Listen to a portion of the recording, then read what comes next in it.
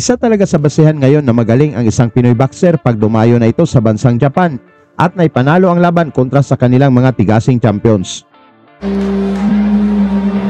Kung saan kadalasan sa ating mga pinakamalakas na pambato ay tinapos lang ng mga Hapon gamit ang body shots at ang iba ay tinalo sa hometown decision. Lalo na sa ngayon, ang Japan ay pinangunahan ng magkapatid na Inoue, ang 2 times undisputed champion na binansagang monster na si Naoya Inoue at ang WBA bantamweight champion na si Takuma Inoue, kung saan ginawa nilang biktima ang ating mga malalakas na pambato. Ngunit alam niyo ba mga tol na may isang matapang na Pinoy na talagang walang takot na dinayo ang Japan at pinabagsak itong si Inoue?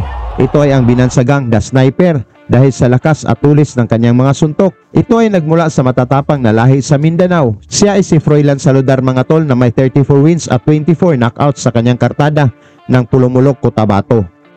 Matapos ang 4 na magkasunod na panalo ni Saludar at naging WBO Intercontinental Flyweight Champion, nang pinasuko nito sa round 5 si Ilyas Nangingo sa kanilang laban sa China.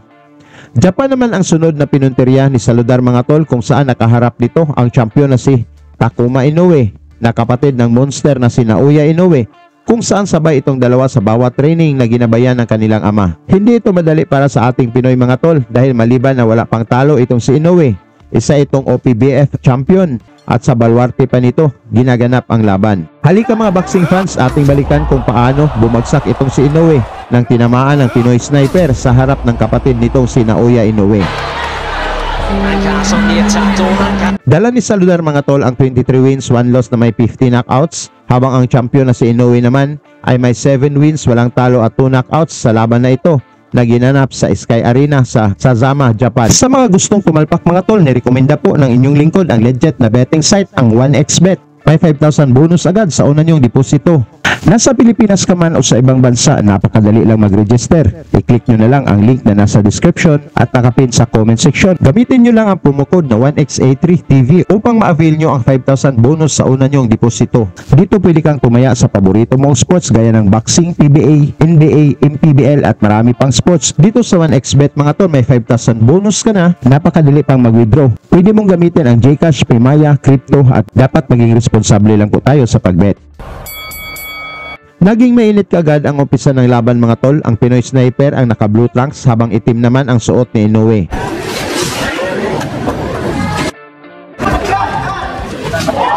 Sa unang round ay mula sa solidong na ipatama ni Saludar, bagsak si Inoue, ngunit tumayo pa ito at lumaban. At tulala naman itong si Monster na nanonood sa laban.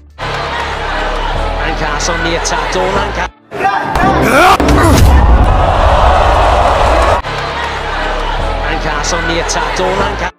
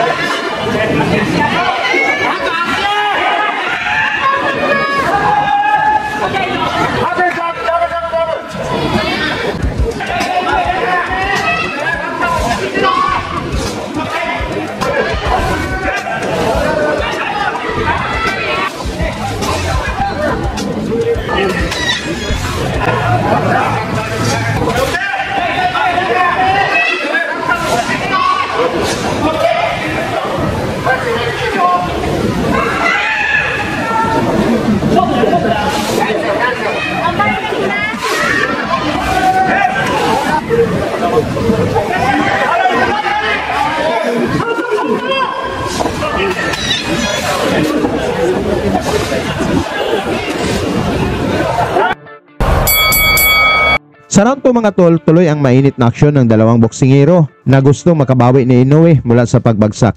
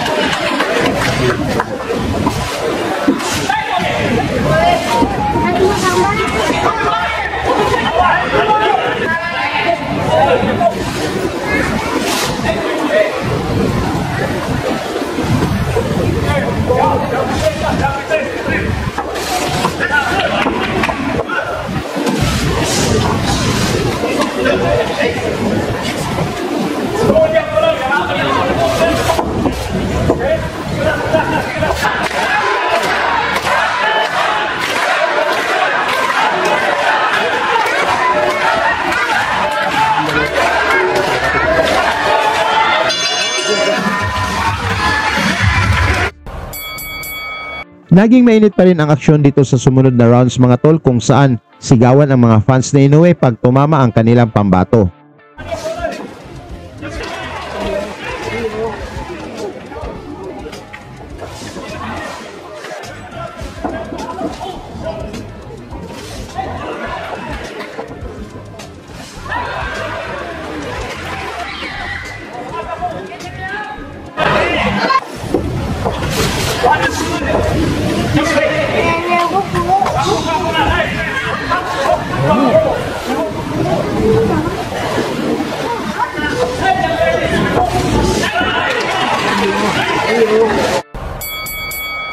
Gusto nang bumawi ni Inoue dito sa round 4 mga tol, ngunit tumatama din ang mga counters ng Pinoy.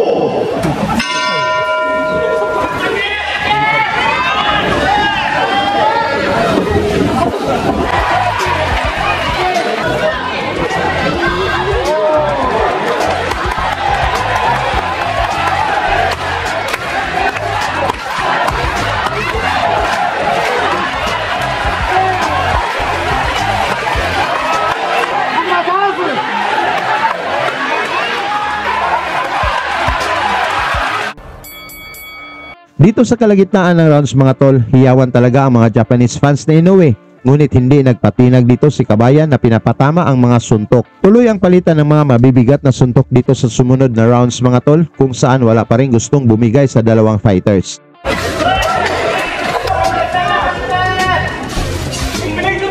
Tuloy pa rin ang mainit na palitan ng suntok dito sa round 7 mga tol, na gusto nilang ma-impress ang mga hurado.